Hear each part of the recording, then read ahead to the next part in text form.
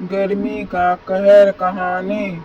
सूरज सिर पर आग बरसा रहा था। जून के महीने में गांव का हर शख्स तपती धूप से बचने के लिए किसी न किसी छांव की तलाश में था। खेत सूख चुके थे। तालाब का पानी प्यासा नजर आता था और पंछियों की चहचहाहट अब केवल सुबह सुबह ही सुनाई देती थी।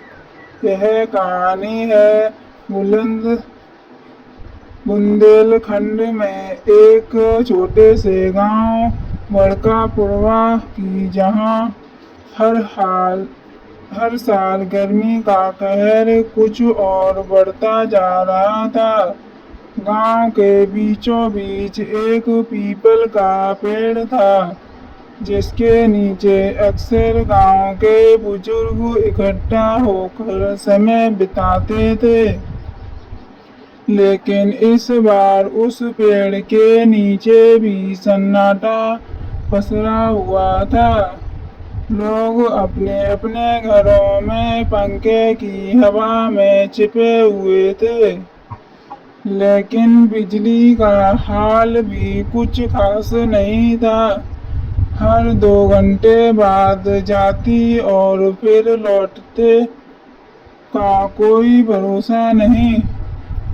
गांव का एक नौजवान अर्जुन, जो कभी कभी शहर से पढ़ाई पूरी करके लौटा था, गांव के हालात देखकर परेशान था।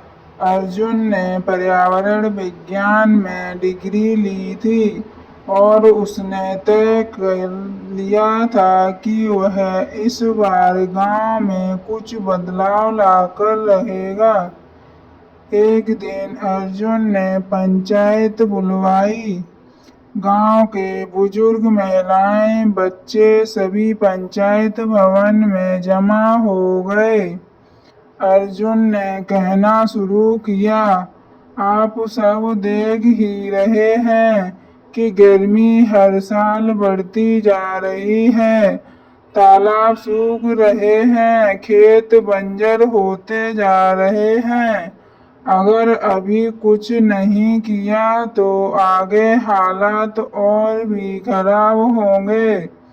एक बुजुर्ग रामनाथ काका बोले, बेटा ये तो ऊपर वाले का खेल है, हम क्या कर सकते हैं।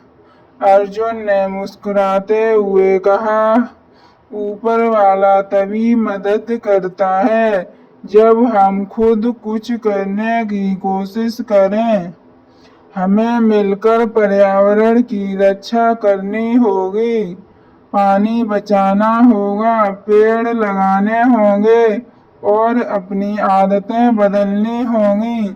शुरुआत में तो लोग थोड़े संदेह में थे, लेकिन अर्जुन की बातें दिल को छू ले गईं। अगले दिन से अर्जुन ने गांव के बच्चों और युवाओं के साथ मिलकर एक मुहिम शुरू की। हरा गांव ठंडा गांव पहला कदम था। तालाब की सफाई और गहराई बढ़ाना। गांव के लोग अपने अपने औजार लेकर निकल पड़े। कुछ दिन में ही तालाब की सूरत बदल गई। बारिश आने से पहले ही उसे भरने लायक बना दिया गया। दूसरा कदम था हर घर के बाहर एक पेड़ लगाना। अर्जुन ने शहर में आकर 500 पौधे मंगवाए। बच्चों ने उन पौधों को घर घर जाकर बांटा और साथ में समझाया कि उन्हें कैसे लगाना है और पानी कैसे देना है। तीसरा और सबसे जरूरी काम था जल संरक्षण। गांव की महिलाएं, जो पहले नल खुला छोड़ देती थीं, अब बर्तन धोते वक्त एक बाल्टी में पानी भरकर उपयोग करने लगी। खेतों में अब टपक सिंचाई की बात चल पड़ी थी, जिसे अर्जुन ने स्थानीय भाषा में समझाकर सबको सिखाया। धीरे धीरे बदलाव नजर आने लगा। गांव का तापमान आसपास के गांवों से थोड़ा कम महसूस होने लगा। पक्षी फिर से लौटने लगे और सबसे बड़ी बात, लोगों में उम्मीद जगने लगी थी। एक दिन शाम को जब सभी लोग पीपल के पेड़ के नीचे बैठे थे, रामनाथ काका बोले, बेटा अर्जुन, तूने तो इस गर्मी के कहर को हराने की राह दिखा दी। हम तो सोचते थे कि कुछ हो ही नहीं सकता, पर तूने दिखा दिया कि अगर मन से ठान ले तो कुछ भी नामुमकिन है। अर्जुन मुस्कुराया और बोला, काका, यह सब आप लोगों की मेहनत से हुआ है। मैं तो बस एक जरिया था। अब गर्मी भी कम थी, सूरज अब भी तपता था, लेकिन अब बड़कापुरवा के लोग उसके सामने झुकते नहीं थे।